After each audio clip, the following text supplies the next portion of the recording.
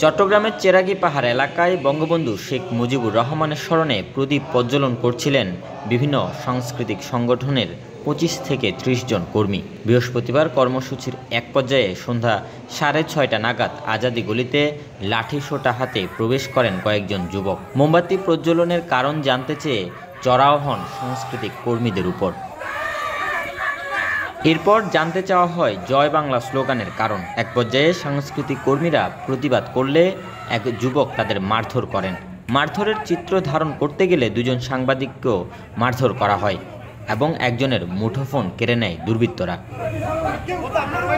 হামলাকারী যুবকদের মধ্যে একজন নগর যুবদলের কোতোয়ালি থানা শাখার নেতা এম.এ. জলিল এবং আলাউদ্দিন নামের আরেক যুবক, যিনি বিএনপির রাজনীতির সাথে যুক্ত বলে জানায় স্থানীয়রা। তবে বাকিদের পরিচয় জানা যায়নি।